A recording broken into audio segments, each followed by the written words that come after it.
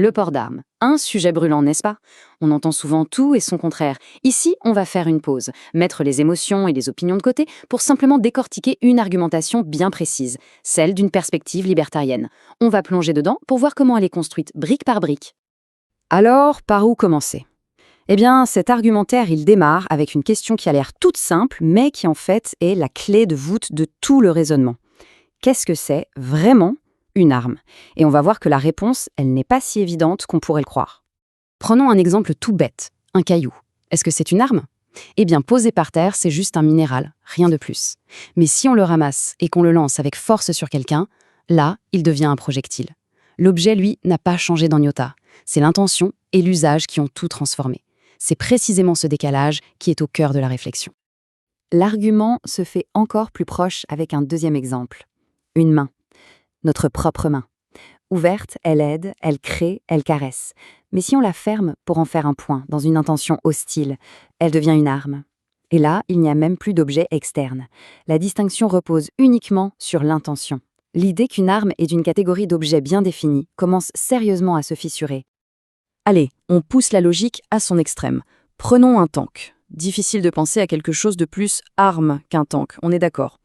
Pourtant, ce même tank, dans un musée, vidé de ses munitions et de son carburant, n'est plus qu'une pièce d'histoire, complètement inoffensif. Pour cette perspective, c'est la preuve ultime que même l'engin le plus puissant est neutralisé, non pas par une loi, mais par son contexte et l'absence d'intention hostile. Donc, ces exemples, le caillou, la main, le tank, ils nous amènent tous à une seule et même conclusion, qui est vraiment la pierre angulaire de tout l'argumentaire. Selon cette vision, un objet n'est jamais une arme en soi, c'est l'usage et l'intention derrière qui créent l'arme. Il faut bien garder cette prémisse en tête, car absolument tout le reste en découle. Bon, on a cette définition.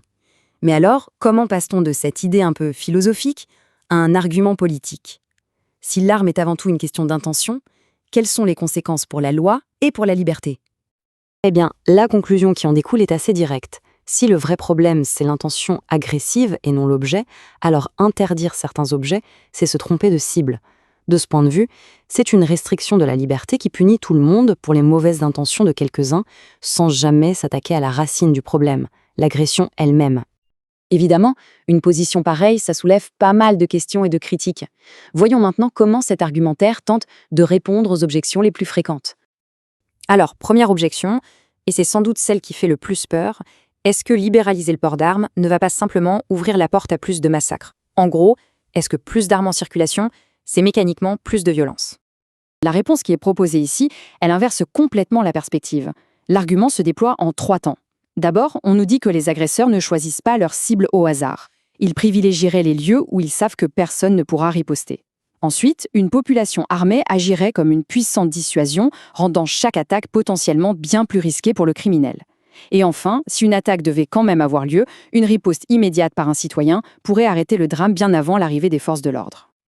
Deuxième grande peur, le chaos généralisé. L'image d'un Far West moderne où chaque dispute se réglerait par les armes. Une société lourdement armée peut-elle vraiment rester une société pacifique? Pour réfuter cette vision, l'argumentaire s'appuie sur un cas concret, la Suisse. D'un côté, il y a la crainte qu'une nation armée devienne chaotique. De l'autre, la réalité, selon ce point de vue, serait que la Suisse est l'un des pays avec le plus haut taux de possession d'armes par habitant, tout en étant l'une des nations les plus sûres et pacifiques au monde. L'idée, c'est de prouver qu'il n'y aurait pas de corrélation automatique entre le nombre d'armes et le niveau de violence. Ok, dernière objection que l'on va aborder, la police dans tout ça. L'idée que la présence de citoyens armés pourrait saper l'autorité et l'efficacité des forces de l'ordre. Et là encore, on propose un effet inverse à celui attendu en 2 étapes. Premièrement, la dissuasion.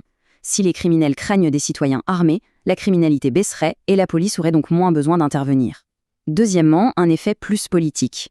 Une population capable de se défendre créerait un équilibre face au monopole de la force de l'État. La police serait alors moins un instrument de coercition et plus un service aux citoyens, limitant ainsi les risques d'abus de pouvoir. Passons à la section finale pour voir comment cet argumentaire est soutenu par des fondations philosophiques et historiques à travers une série de citations clés. Aucun pays n'est plus paisible et n'offre une meilleure police que ceux où la nation est armée. Cette citation, tirée d'un comité de rédaction de 1789, est utilisée pour ancrer l'argument dans l'histoire. L'idée, c'est de montrer que le concept d'un citoyen armé n'est pas une idée radicale ou moderne, mais qu'elle était au contraire perçue comme un pilier de la paix et de la liberté républicaine à sa fondation. Cette citation de François-René Rideau articule un argument central. Les lois ne contraignent que ceux qui choisissent de les respecter. En interdisant le port d'armes, l'État ne désarmerait donc pas les criminels, qui opèrent déjà en dehors de la loi, mais seulement leurs victimes potentielles. La loi créerait ainsi une asymétrie dangereuse en faveur de l'agresseur. On entend souvent que les fabricants d'armes poussent à la guerre pour le profit. L'économiste Ludwig von Mises inverse cette idée. Les fabricants d'armes existent parce que les nations mènent des guerres. Selon lui, l'arme est une conséquence du conflit, pas sa cause. C'est la demande de défense qui précède l'offre d'armes. Finalement, cette citation d'Aldous Huxley élargit le débat. Tout le monde veut la paix. Mais est-on prêt à accepter ce qui y conduit? C'est la question fondamentale. Pour la perspective que nous venons d'explorer, l'une des choses qui conduisent à la paix serait précisément la capacité de se défendre. Et on termine là-dessus, sur cette question qui est au cœur de l'argument qu'on vient d'explorer. La paix s'obtient-elle en interdisant les moyens du conflit ou en se préparant à y faire face? Selon cette perspective, la dissuasion serait la forme la plus stable de la paix. Une idée qui, quelle que soit notre position personnelle, nous pousse à interroger nos propres certitudes.